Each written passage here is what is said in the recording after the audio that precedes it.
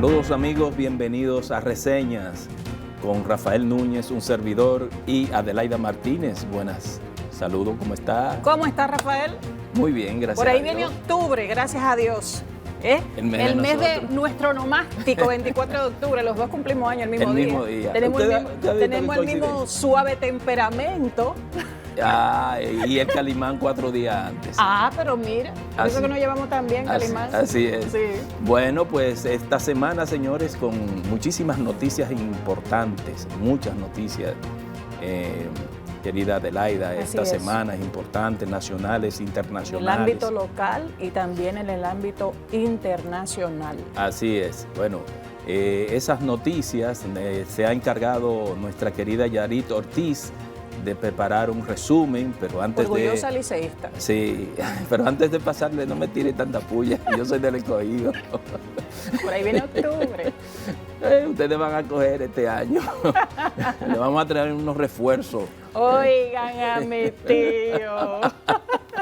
Bueno, vamos. Entonces, señores, hoy tenemos un plato fuerte en la entrevista central. Así vamos a hablar de ley de extinción de dominio que fue aprobada en el Senado de la República en 2 lecturas, pasa ahora a la Cámara de Diputados. Vamos a hablar también del tema de Medusa con un gran jurista, Jotin Curi. Caso que pica y se extiende, como suelen decir. Pero demasiado se extiende. Señores, un expediente de más de 12.000 páginas. ¿Y cuántos elementos se esconden? 12.200 páginas. Una cosa tremenda. Y tanto. Entonces, vamos a ver el resumen de noticias con la periodista Yarit Ortiz.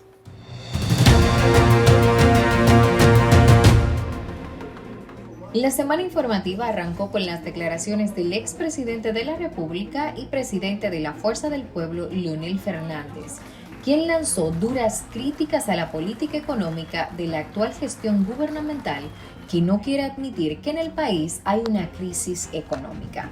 Declaraciones que tuvieron una respuesta casi inmediata por parte de la vicepresidenta de la República, Raquel Peña, quien aseguró que el gobierno está muy claro y que no se va a desenfocar en respuesta a las críticas del expresidente Leonel Fernández. Pasando a otras informaciones, el expediente Medusa continúa en la palestra. El movimiento cívico Participación Ciudadana aseguró que en varias ocasiones advirtieron al expresidente Danilo Medina de las acciones irregulares del ex procurador general de la República, Jean Alain Rodríguez, llegando a pedir su destitución. Sobre este tema, una de las hermanas del ex procurador general de la República, Jean Alain Rodríguez, habría admitido mediante comunicación certificada y declaración que es su socia simbólica en varias empresas, según lo establece la Procuraduría Especializada en Persecución de la Corrupción Administrativa, PEPCA. De acuerdo al expediente acusatorio apoderado al tercer juzgado de instrucción del Distrito Nacional, para el conocimiento del juicio preliminar, a dicha estructura se agregó la asesoría directa del acusado Miguel José Moya. Asimismo, el ex procurador general de la República, Jean Alain Rodríguez, promovió en marzo del 2020 ante el Consejo Superior del Ministerio Público la aprobación del uso de los fondos certificados financieros por garantías económicas depositadas en el Banco Agrícola Dominicano para la compra de un solar que sería utilizado para la construcción de 18 parqueos para la Fiscalía del Distrito Nacional, inmueble que fue sobrevalorado en 12 millones de pesos, recursos con los que compró un apartamento en el ensanche Naco, según la Procuraduría Especializada de Persecución de la Corrupción, PEPCA. Pasando a otras informaciones, la Dirección General de Impuestos Internos proyecta recaudar más de 3.000 millones de pesos mediante los impuestos a las plataformas digitales. Luis Valdés, director de dicha entidad tributaria, dijo que ese monto sería recaudado de manera paulatina, luego de que el gobierno dominicano empiece a implementar esta carga. Dichos impuestos no agravarán a los consumidores. Y continuando con otras informaciones, República Dominicana encabeza la lista de países con mayor tasa de mortalidad por accidentes de tránsito al año en el mundo, según las estadísticas de la Organización Mundial de la Salud, los cuales dio a conocer el portal internacional CNN en español. Y pasando a otras informaciones, con el voto favorable de 20 senadores fue aprobado en segunda lectura el proyecto con el cual se busca incautar los bienes ilícitos que hayan sido adquiridos mediante actos ilegales. La iniciativa fue aprobada este pasado martes en primera lectura y se conoció en segunda, con lo cual pasará a la Cámara de Diputados para su conocimiento y aprobación. En el marco internacional, las autoridades de Honduras iniciaron la investigación del asesinato de 4 jóvenes en una masacre ocurrida el pasado jueves en la capital, Tegucigalpa. Entre las víctimas está uno de los hijos del expresidente Porfirio Loba Sosa, identificado como Said Lobo Bonilla, de 23 años.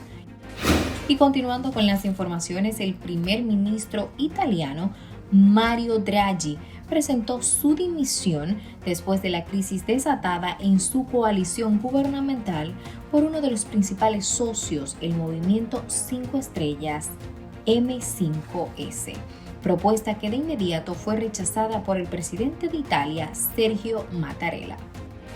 China presentó una solicitud ante el Consejo de Seguridad de la ONU para que vote por la prohibición de enviar armas de bajo calibre a Haití, además de que se sancione allí a los líderes de las bandas criminales. En ese sentido, la representación del gigante asiático sugirió el envío de una fuerza policial regional para ayudar a las autoridades haitianas a reinstaurar el orden en la nación caribeña. Las primeras imágenes del telescopio espacial James Webb se han hecho esperar, sin embargo, la espera ha merecido la pena, pues tal y como lo expresa el administrador de la NASA, Bill Nelson, en el comunicado de prensa en que las 5 nuevas imágenes se daban a conocer, la humanidad es hoy testigo de una nueva e innovadora visión del cosmos. Estamos de regreso.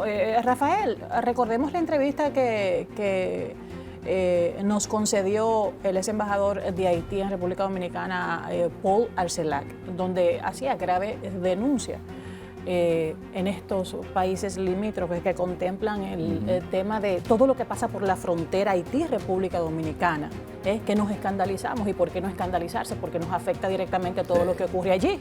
Haití, contrabando de armas. Y nos dijo en aquel momento, así es, que había pasado hacía poco un camión lleno de armas. Y un contenedor. Exacto, gracias por la corrección. Un contenedor lleno de armas hacia Haití. Y nada más y nada menos, en esta semana, el periódico más importante de Haití, Le Noveliste, publicó una información que da cuenta del alijo encontrado por agentes aduanales en Puerto Príncipe de un cargamento de armas automáticas que llegaron por las aduanas haitianas y estaban a nombre nada más y nada menos, Adelaida, señores, de la Iglesia Episcopal Haitiana. Oye, la Iglesia Episcopal Haitiana, de acuerdo como publica el periódico Le Noveliste,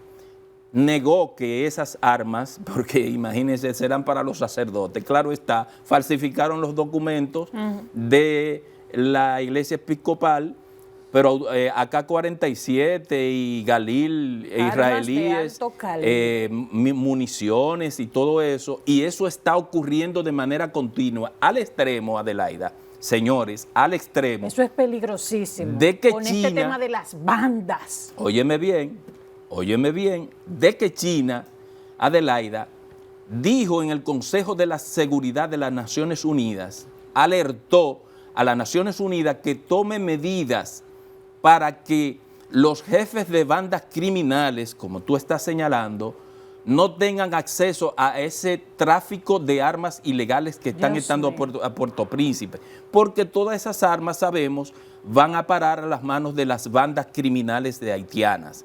Entonces, cuando China en el Consejo de Seguridad le pide a las Naciones Unidas que haga un embargo contra las armas automáticas que están entrando a Haití, es porque la situación ya ha llegado allá. Y sabemos, aquí lo dijo, como tú lo bien señalabas, el embajador Arcelac dijo que un camión, un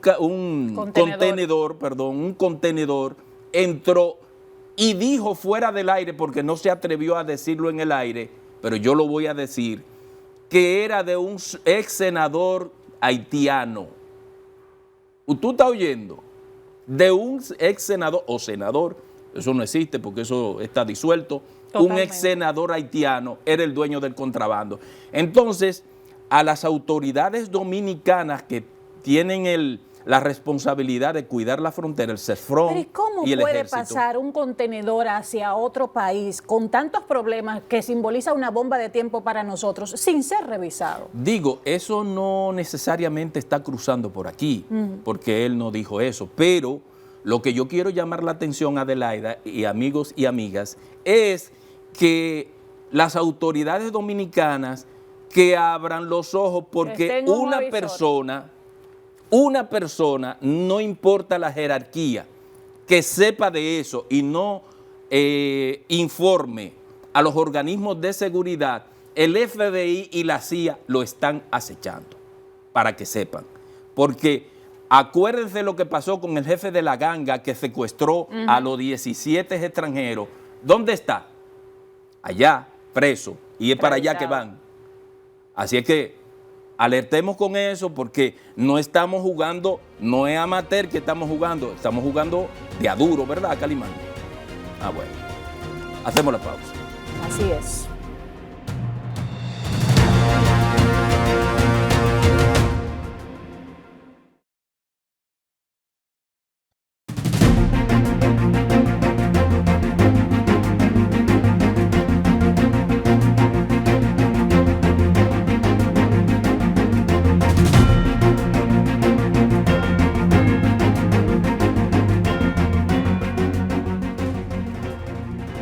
Hoy en Reseñas nos acompaña el jurista Jotin Curi y ex miembro del Tribunal Constitucional, nativo de la ciudad de Santo Domingo, graduado con honores de la Universidad Nacional Pedro Enríquez Ureña.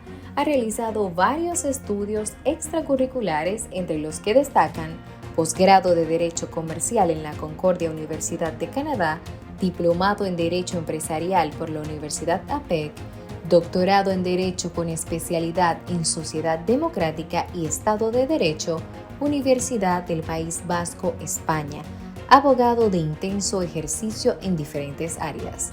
Juez miembro del Tribunal Constitucional de la República Dominicana en el periodo 2011-2017. Hoy damos la bienvenida a Reseñas al jurista Jotin Curi.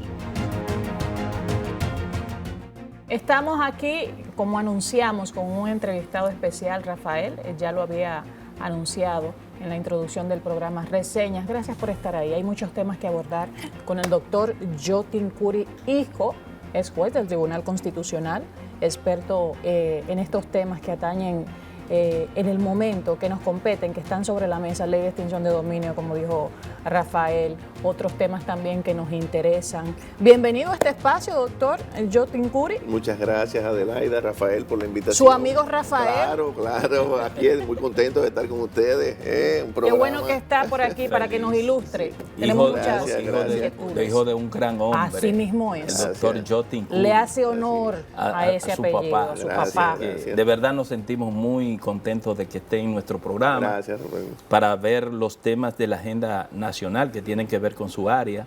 Sí. La ley de extinción de dominio, ¿cómo usted la ve? Bien, mira, lo primero que les debo decir con relación a la ley de extinción de dominio es que yo estoy de acuerdo en cuanto al concepto. O sea, es bueno, la ley está bien inspirada, hay que revisar muchas fortunas que tienen un origen espurio, eso es definitivo, y pocas resisten un análisis. Decía Confucio, ningún río nace limpio. Pocas fortunas resisten pocas fortunas, y sobre todo en este país, donde la gran cantidad de fortunas nacen del Estado, no del mercado. Decía Moisés Naín, el escritor venezolano, yo no tengo ningún problema con las fortunas que provengan del mercado, pero sí con las que provienen del Estado. Totalmente. Y aquí, en este país, sabemos todos que la inmensa mayoría provienen del Estado. Entonces, En ese sentido, yo creo que está muy bien inspirada la ley de extinción de dominio y yo particularmente estoy de acuerdo con ella. Pero ¿qué pasa? Tiene ribetes de inconstitucionalidad, ciertamente. Nosotros tenemos el principio de la irretroactividad de la ley desde siempre. Entonces, la ley utiliza el término retrospectivo, o sea que retrospectivo es retroactivo, es un sinónimo. Un sinónimo. Para ir hacia el pasado. Entonces, ese es un punto que ahí tiene problemas.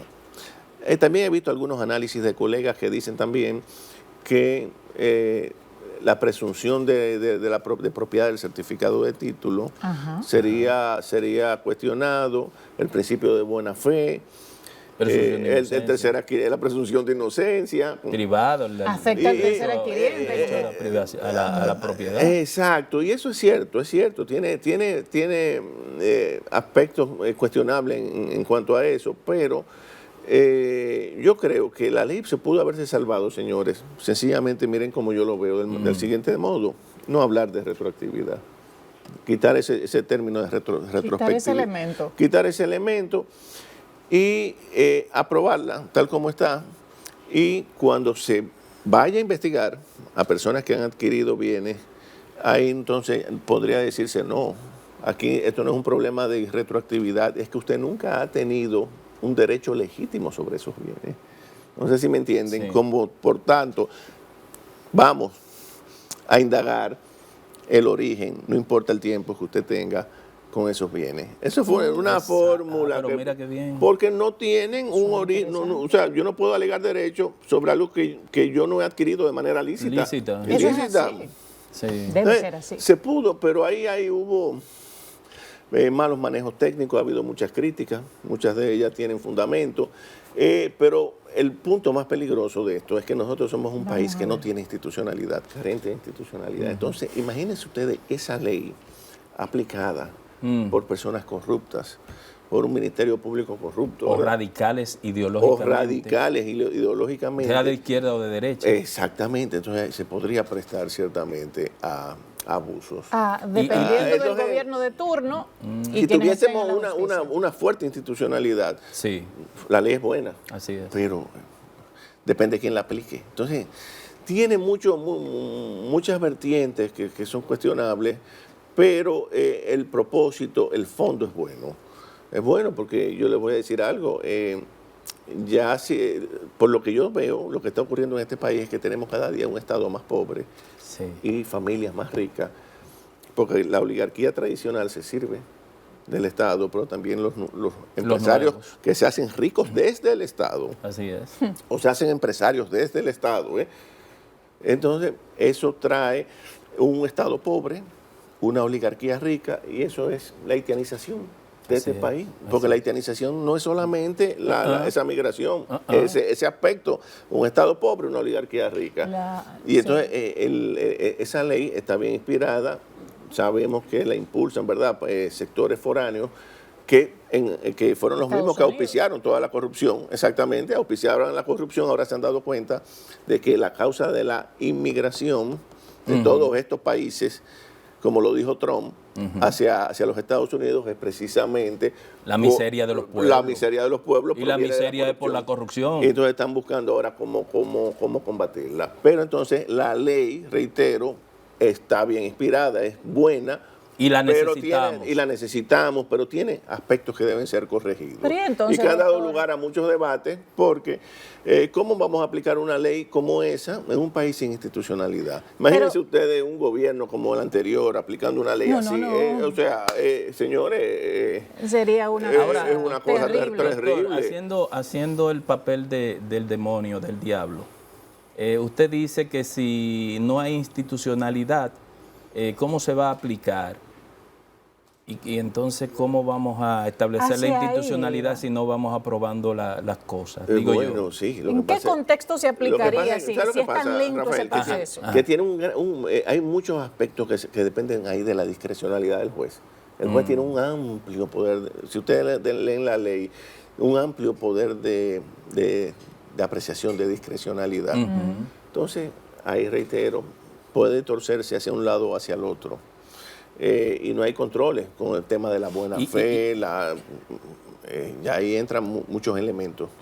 Hay otro elemento, doctor Justin Curi, que es lo de ser ordinaria o orgánica. Bueno, en ese aspecto hay un yo debate estoy convencido, en ese punto. Sí, yo estoy convencido de que es ordinaria. Ley ordinaria. ¿Ordinaria? Porque, claro, es una ley ordinaria porque no regula derechos fundamentales. Pero aquí dijo un abogado amigo suyo que sí. Que sí, yo sé. Que era orgánica. No, pero no. Para mí es ordinaria porque no regula derechos fundamentales. La ley está prevista. El juicio de extinción de dominio en el artículo 51.6. Sí. Esto ya está creado. Hizo alusión también. Ya está creada. Lo que hay es que lo que se estaba dictando es el reglamento de aplicación de la ley y para eso no hace falta una ley orgánica. Además no está regulando el derecho de propiedad, sino el mecanismo para aplicar una ley. Entonces no hace falta, a mi juicio, una mayoría agravada para una ley orgánica. Por eso entonces el Senado ha continuado conociéndola como ley ordinaria. Ley ordinaria. Para mí es ordinaria. Wow. Definitivamente, Hemos lo he discutido con muchos colegas que también la consideran una ley ordinaria. Sí, he visto otro. Hay otros que dicen que no, que es orgánica, pero realmente no es orgánica porque no está regulando el derecho de propiedad. Lo que está es investigando el origen del derecho de propiedad, no regulando el derecho de propiedad.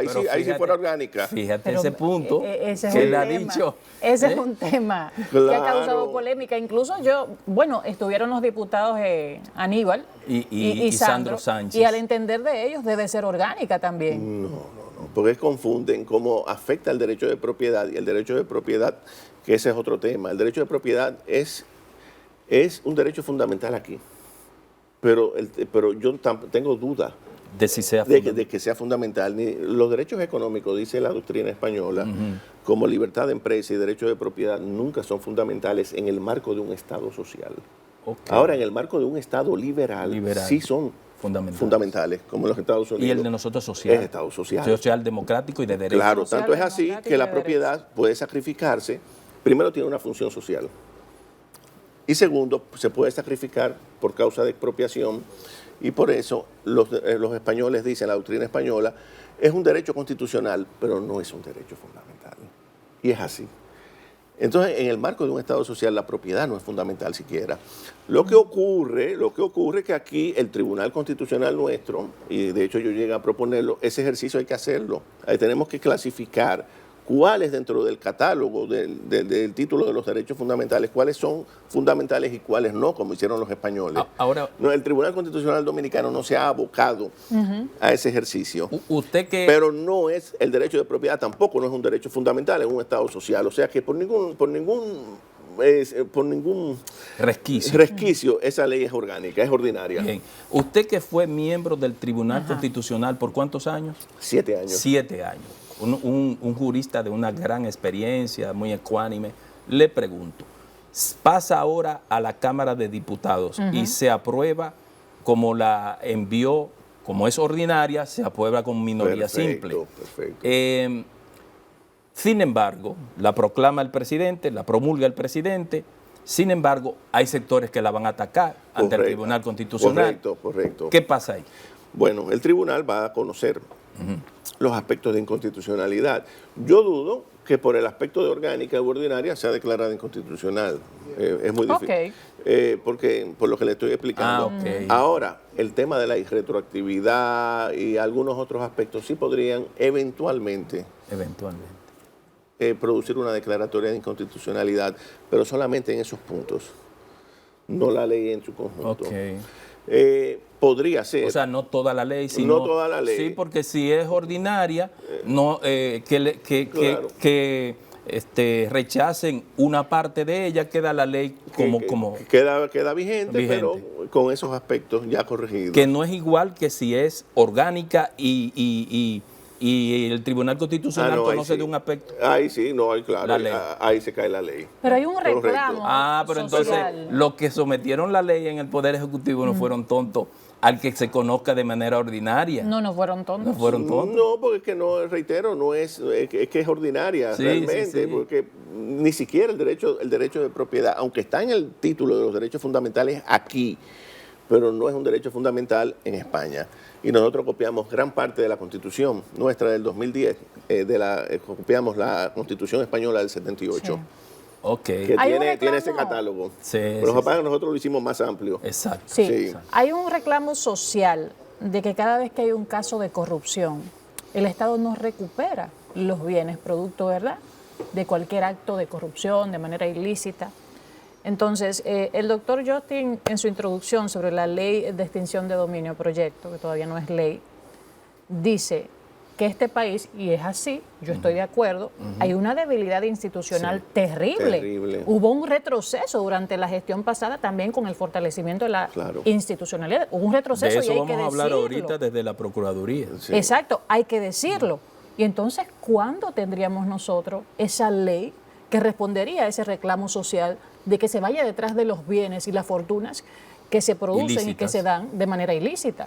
Sí, el gran escollo de la ley, reitero, es la irretroactividad. El tema de la irretroactividad, pero es un principio en la Constitución. Es un principio en la Constitución, en la actual y en la que teníamos anteriormente también. Sí. Entonces, el punto es eliminar eso de la irretroactividad.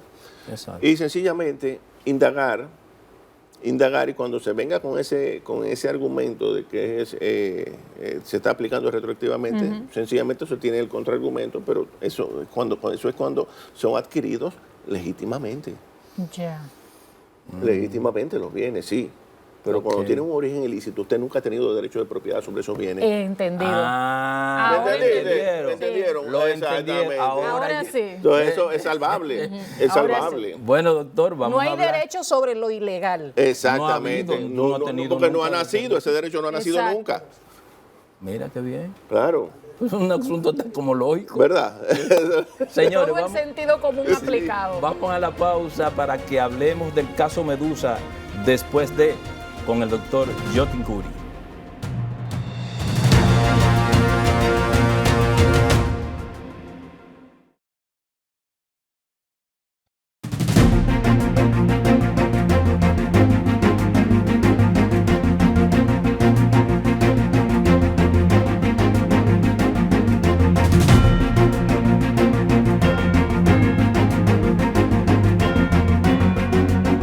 De nuevo aquí, gracias por seguir ahí con el ex miembro del Tribunal Constitucional, un jurista de una carrera y una trayectoria envidiable, de buen sentido, ¿verdad?, de la palabra, Justin Curry, y estamos hablando de la ley de extinción de dominio. El caso Medusa, señores, son 12.200 y tantas páginas que, doctor, yo he dicho que si eso lo llevan a libros, son 30 libros como enciclopedia de a 500 páginas. Los abogados tienen mucho trabajo. ¿Cómo es que el juez se va a embrujar con eso, doctor? ¿Y en qué tribunal? Bueno, mira, yo he leído partes de porque está circulando. Sí, profusamente. Profusamente. Y ciertamente y que los elementos que hay ahí, doctor, escandalizan a cualquiera. Y faltan cosas todavía. Sí, doctor, yo digo, nosotros tenemos un hábito de lectura. ¿Cómo voy a leer 30 libros? Wow. 30 libros en la urgencia de un caso judicial. Así es, pero fíjate, yo por lo que he visto y lo que ha salido en la prensa, ya es un tema que no depende de abogados siquiera, ya las pruebas son muy contundentes. Muy contundentes. Yo decía en ahí no hay nada ya prácticamente. No hay mucho que hacer. Paradigmático. No importa el abogado que busque. Doctor, sí. Yo decía en un tuit, si el Ministerio Público prueba el 80% de lo que dice ahí, es un caso paradigmático e insólito. No hay un referente. Usted que ha estado en los tribunales de la República y que ha leído eso, ¿cuál es su parecer realmente? Bueno, yo creo que es un caso, primero, muy lamentable. Nunca se había visto un ex procurador, ¿verdad?, llegar tan lejos. ¿Qué te digo? No hay mucho, ahí no hay mucho ni siquiera de qué hablar, porque es que las pruebas son muy contundentes. Es un expediente sólido realmente. Y cada día salen nuevas vertientes.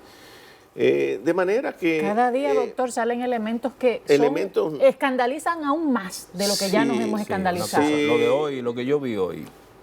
Yo a veces he pensado en privado que quizás les convendría negociar también. Yo lo he pensado. Yo creo que eso sería inteligente. Negociar, como lo han hecho otros. Como lo hizo su mano derecha. Como lo hizo su mano derecha, porque Es difícil. Ya lo que tendrían los abogados que es buscar para ver cómo defectos de procedimiento de la técnica jurídica. ¿Usted ha visto? Pero no discutir. Exacto. No discutir el meollo, sí, ¿verdad? No, el fondo del tema. El fondo del tema. ¿Usted ha visto, doctor, carteleras de boxeo? Cuando a un boxeador lo tienen en la esquina que casi lo están matando, que su sparring hace así, tira la toalla. Y tira la toalla. Yo creo que el abogado lo que tiene que hacer es eso. Así es, tirar la toalla. Tirar la toalla. Es muy lamentable, reitero, este caso, pero lo que espera la población, que no se circunscriban únicamente al caso del ex procurador. También hay que investigar a otros dentro de la jerarquía gubernamental que administraron igual fondos, mayores fondos que él incluso, mucho mayor, y que estaban muy por encima, que también el rumor público señala que se enriquecieron ilícitamente. Pero obviamente, por algún lado, para algún punto hay que comenzar, se ha comenzado por ahí.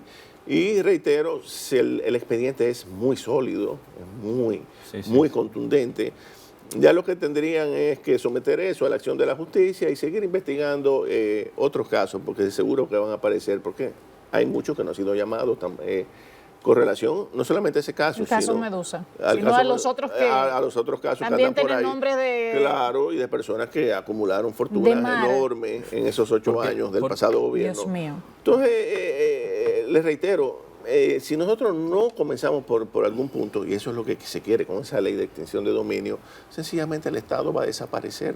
El Estado va a colapsar, porque todo es hasta un día, hasta un día. Usted usó una expresión, haitianización. Haitianización, una oligarquía una fuerte involución que se roba los bienes del Estado, y entonces un Estado famélico. Entonces eso es peligroso, y eso es lo que se quiere evitar, porque si no el país va a sucumbir,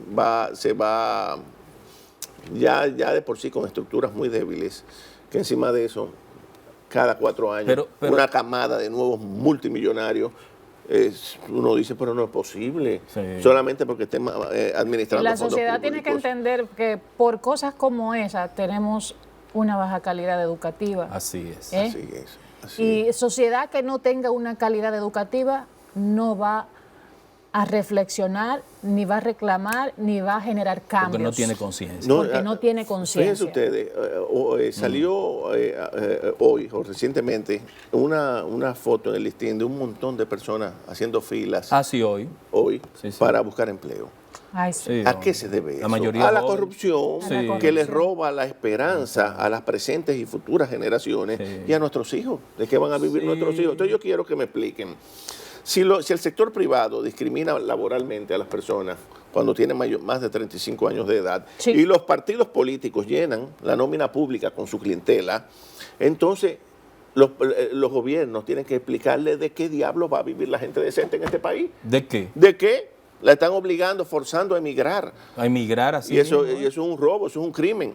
Entonces, esas filas que nosotros vemos hoy en la portada del Listín Diario tienen mucho que ver con estos temas de corrupción que estamos hablando. Y es que eso es robarle la esperanza a este pueblo, a las presentes y futuras generaciones de dominicanos. Entonces, eso no puede continuar. ¿Cómo es posible que tú el otro día, cada uno de nosotros tiene a un conocido, no digo amigo, porque yo tengo pocos amigos, a un conocido que tú lo conocías, que tú sabías que andaba en un carro sencillo, un carro normal, que un profesional lo compra, y dice que tiene un yate, que tiene un avión, que tiene un helicóptero, pero no me fuña. Un descaro y una falta de respeto a la sociedad. Pero no me fuña. O sea, eso tiene que terminarse aquí en este país, porque de verdad, doctor, ese caso Medusa, si yo fuera el ex procurador, yo me callara hasta que me condenen. O hago lo que usted dice. Yo negocio eso, porque es que eso es vergonzoso realmente. Yo creo que usted que ha estado en los tribunales, ¿se ha conocido algún caso de esa magnitud en la historia de este país? No. Se han conocido casos importantes y se han caído, como pasó con el de Odebrecht y otros más, pero así, con ese nivel de contundencia. Yo no. Realmente es difícil. Y yo digo, doctor, ¿usted sabe lo que tienen que hacer ministerios públicos para escribir 12.200 y pico de páginas. Wow. Y le digo, el Ministerio Público tendrá otros casos pendientes. Yo no creo que, no sé, a lo mejor estoy equivocado, que el Ministerio Público no tiene la capacidad humana y logística para manejar tantos casos de tanta dimensión. Ni tiene los recursos, lamentablemente. Ni los recursos. No, para manejar tantos casos. Lamentablemente. Fíjense ustedes que algunos han devuelto 500, 800 millones. Coño.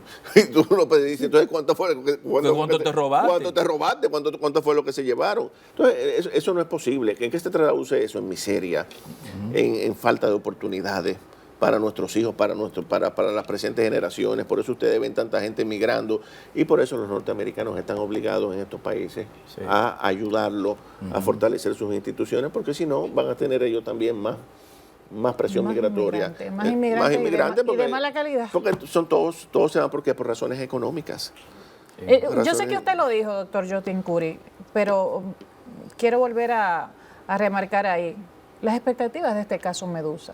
Usted como... No, las expectativas son, reitero, no hay manera de escaparse. ¿Habrá una condena? No, claro que sí, indudablemente, entre 10 y 20 años para esa condena. De un rango de 10 a 20 Y como años. Dice la gente en el pueblo, y poco me los hallo. Así es, siendo verdad, sí, prudentes, si son muy generosos, 10. Y hay una doble elección. Si son término medio 15, y si son...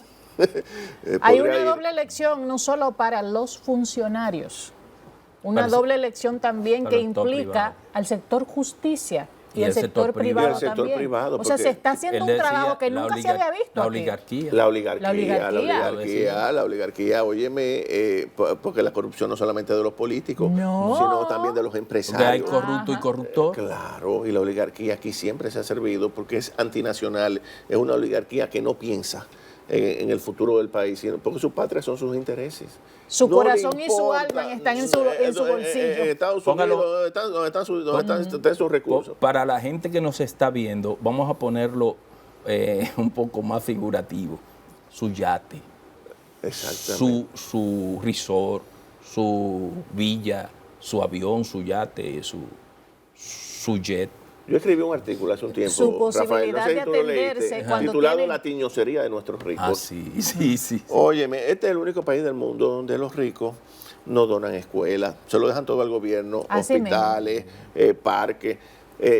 O sea, no ejercen no tienen ningún espíritu de filantropía. No. Ellos aplican la máxima pro domo sua, todo para sí, todo para mí, todo para mí. Entonces, no se dan cuenta que estamos perdiendo el país y que ellos son los principales perjudicados cuando se pierden. Que ellos forman parte del país. Parte del país. Amolando el cuchillo para su garganta. Para su propia garganta. Porque eso redunda en lo que está ocurriendo con los países centroamericanos en fila para México y de México para Estados Unidos. O sea, una situación deprimente. A mí me sobrecogió muchísimo cuando eso empezó, doctor. La imagen de un padre ahogado con su niña. Yo lo recuerdo. En el Río Grande. Eso es terrible. Entre México y Estados Unidos. Algo realmente que... ¿Y por qué se van? Por eso que usted está diciendo. Claro. En Honduras, ¿qué es lo que ha pasado? También. En Guatemala, ¿qué es lo que ha pasado? También. Presidente de Guatemala corriendo porque está asilado en Nicaragua, el de El Salvador. Así es. O sea, no podemos seguir así. De manera que no es posible que esta gente sigan siendo tan insensibles. No, tan tiñosos, tan miserables. Entonces uno, tiene que haber como sociedad tiene que saludar lo que se está haciendo desde el Ministerio Público. Claro. Están haciendo un trabajo que ese es uno de los puntos más luminosos, definitivamente, o el más luminoso de la actual gestión de gobierno. Eso no se lo puede discutir, porque no se había visto una acción, ¿verdad? Sí. Niveles de independencia como los actuales. Entonces, si ese expediente, caso Medusa, está tan bien instrumentado, gracias a Dios, ¿verdad? Porque se debe trabajar así para que las cosas cambien. Los otros casos también deben ir por ese mismo camino. Eso es lo que se espera, obviamente, que no sea solamente el caso Medusa, que surjan otros casos, porque sabemos que hay otros en fila. El que está implicado, el hermano del expresidente Danilo Medina. Perfecto, que es otro tema también, que primera vez en el país, donde varios miembros de la familia de un presidente se ven involucrados. Señores, están pasando cosas que nunca se habían visto entonces aquí. Con cantidades excesivas de dinero, porque óyeme, es algo no fue que te cogiste 1 millón de pesos. Claro, Es que te cogiste miles de millones de pesos. Miles de millones. Entonces, ¿en qué se traduce eso? Pobreza, desigualdad social, migraciones, en fin. Un sistema de salud terrible. Sí. Entonces, los maestros de este país, yo lo conversaba ayer, doctor, con una persona que es maestra. Yo conversaba eso, o sea, una buena parte de los maestros de nuestro país no saben escribir correctamente. Correctamente. O sea, si tú eres maestro que traduce conocimiento, tú tienes que manejar por lo menos el lenguaje básico tuyo, que es el español. Yo los invito a seguir las redes sociales de algunos profesores, de algunos docentes, para que ustedes vean el déficit terrible que hay en ortografía. Y en ortografía básica. ¿Hacia dónde va el sistema de educación de República Dominicana? Claro. Por eso no vamos a ningún lado si seguimos así. Sí, entonces, yo pienso que en ese sentido vamos por buen camino. Sí. En ese sentido, sí, se está dando los primeros pasos. Sí, yo creo que eso es un punto definitivamente loable, que todos tenemos que apoyar, porque si no, reitero, nos vamos a quedar sin país. La corrupción está, ya está carcomiendo las bases del sistema a unos niveles que... En el cuerpo social. El cuerpo social es un cáncer social que ha hecho metástasis. Totalmente. Esa es la palabra. Una última pregunta en un minuto, doctor. ¿Usted favorece una reforma constitucional? Fíjate, una reforma constitucional creo que si es únicamente por la independencia del Ministerio Público no tiene sentido, porque es independiente, eso siempre va a depender de la voluntad política. Que lo designe el Congreso, como quiera, la mayoría es política. El Consejo Nacional de la Magistratura es el presidente también que tiene peso en el Consejo Nacional de la Magistratura. O sea que eso no está en la independencia, en el mecanismo de designación. Si es para eso, no. Pero si se va a hacer una reforma estructural profunda, donde hay muchísimos aspectos que discutir, incluso ese tema de las leyes orgánicas y ordinarias que estábamos tratando ahorita, sí podría más adelante abocarnos a eso, pero yo lo que no estoy de acuerdo es que las constituciones las estamos modificando constantemente a cada rato, por quítame esta paja. 2010 eso fue ayer. Fíjate, la Constitución Española del 78, que nos sirvió de modelo a nosotros en el 2010, solamente ha sido modificada en 2 ocasiones en temas mínimos. Uno fue en el 2011 para consignar la estabilidad presupuestaria, que no es más que una... es una fórmula ordoliberal que viene de Alemania para mantener el equilibrio presupuestario y evitar un endeudamiento más allá del 3% del PIB. Cosas así, muy puntuales, pero no ha sido modificada, porque hay que dejar que las constituciones maduren. Así es. Y entonces, por lo que se ha esgrimido, yo creo que en este momento no hace falta una reforma constitucional, y mucho menos para un Ministerio Público independiente, porque la mejor prueba es que lo tenemos. ¿Por qué? Porque hay voluntad política. Así es. Y el trabajo que están haciendo así lo indica y lo refleja. Y lo refleja. Doctor, le damos mucho las gracias por esta conversación. Lo decíamos al principio del programa, que usted representa una de las reservas para consultas del tema jurídico en la República Dominicana de gran nivel. Nosotros nos hemos sentido muy complacidos con su presencia y que nos ha ilustrado. Porque más que una entrevista, ha sido una conversación. Una conversación. Gracias, Rafaela Adelaida, siempre a su muchísimas gracias, este programa es suyo. Gracias. Así es. Señores, feliz resto del fin de semana. Los esperamos en otra entrega de reseñas por aquí, por EN Televisión, el próximo sábado. Pórtense bien.